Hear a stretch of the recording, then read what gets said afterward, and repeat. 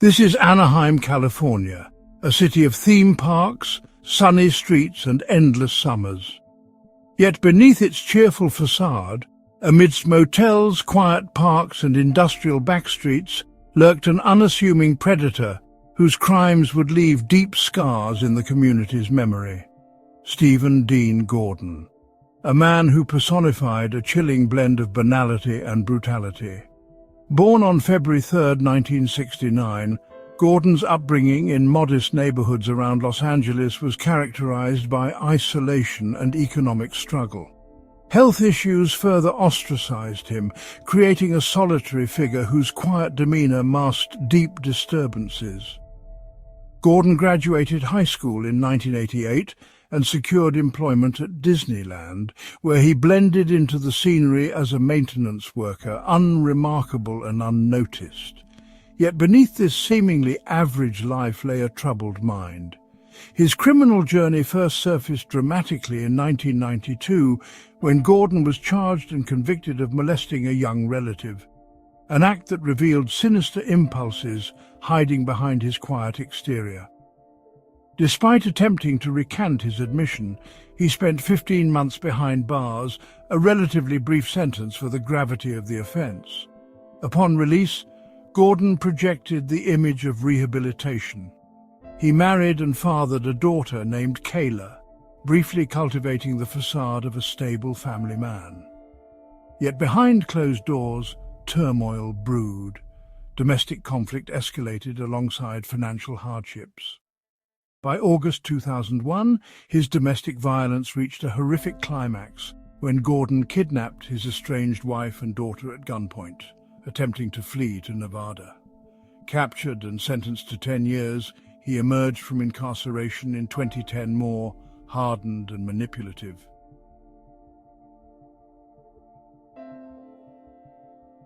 Post-release, Gordon crossed paths with Frank Cano, another sex offender whose violent tendencies complemented Gordon's darker impulses.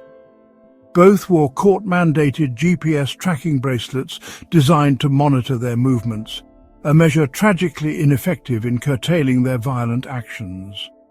Instead, these devices became a chilling testament to their cold disregard for human life.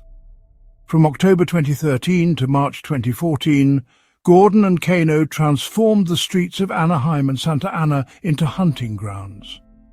Their victims, Kiana Ray Jackson, Josephine Monique Vargas, Martha Anaya, and Jare Nicole Estep, were women fighting to survive through challenging circumstances, often transient or engaged in sex work. Each was carefully selected and manipulated by Gordon, drawn into vulnerable scenarios under the cover of darkness. The methods of Gordon and Cano were horrifyingly systematic. Victims were abducted or lured to secluded areas, vacant lots and hidden corners of industrial zones, where Gordon orchestrated chilling acts of violence and degradation before their lives ended through brutal strangulation. Estep's body, discovered at a recycling plant in Anaheim, was the disturbing key that unlocked the case. With Estep's tragic discovery, investigators mobilized rapidly. Scrutinizing GPS tracking data, police painstakingly matched movements with crime scenes, confirming the involvement of Gordon and Cano with chilling accuracy. Recovered text messages between the killers provided graphic, detached details of their crimes, reinforcing their calculated brutality. DNA evidence further solidified their guilt. Law enforcement arrested Stephen Dean Gordon on April 11, 2014. Initially resistant, Gordon soon confessed with alarming composure, detailing each crime with clinical precision. He chillingly acknowledged responsibility for an additional victim whose identity remains unconfirmed, further darkening the scope of his brutality. Gordon's trial commenced in November 2016, casting a stark spotlight on his manipulative and controlling nature. Rejecting legal counsel, he represented himself, attempting to manipulate proceedings and shift blame onto the parole system and authorities. Prosecutors characterized Gordon as the architect of a ruthless killing spree, a manipulator who found satisfaction in controlling both victims and accomplice alike. The courtroom became a harrowing stage where grieving families faced unimaginable details of violence. Gordon's own admissions, alongside GPS records and forensic evidence, left little doubt of his guilt. The jury, compelled by the irrefutable evidence, swiftly returned a unanimous verdict, guilty on 4 counts of first-degree murder, with special circumstances of premeditation and exceptional cruelty. During the penalty phase, Gordon's desperate attempts at garnering sympathy were sharply contrasted by his evident lack of remorse. Witnesses portrayed him as calculating, manipulative, and devoid of empathy, a sociopath whose rehabilitation was impossible. Consequently, on December 15, 2016, the jury recommended the death penalty, a decision formalized on February 3, 2017. Ironically, Gordon's 48th birthday. He was transferred to death row at San Quentin State Prison, California's notorious prison for the condemned.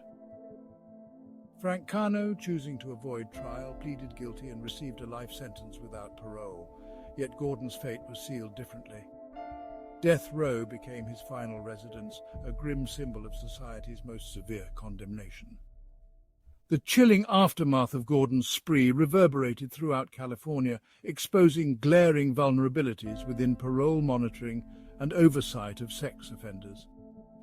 The community was haunted by the unsettling reality.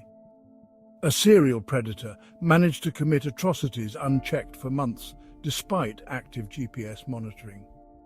Families grieved bitterly, while the public's anger mounted against systemic failures that enabled Gordon's reign of terror.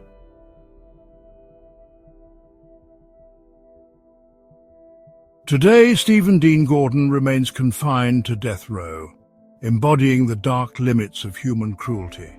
Execution remains uncertain due to California's moratorium, yet his continued incarceration provides limited solace to families scarred by loss and betrayal.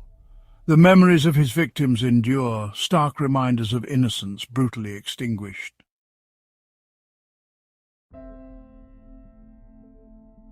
Anaheim, forever altered by these events, continues to grapple with the haunting legacy of Stephen Dean Gordon, a killer hidden in plain sight. A reminder that beneath sunny streets can lurk profound darkness, and that vigilance remains a necessity even in the most seemingly secure communities.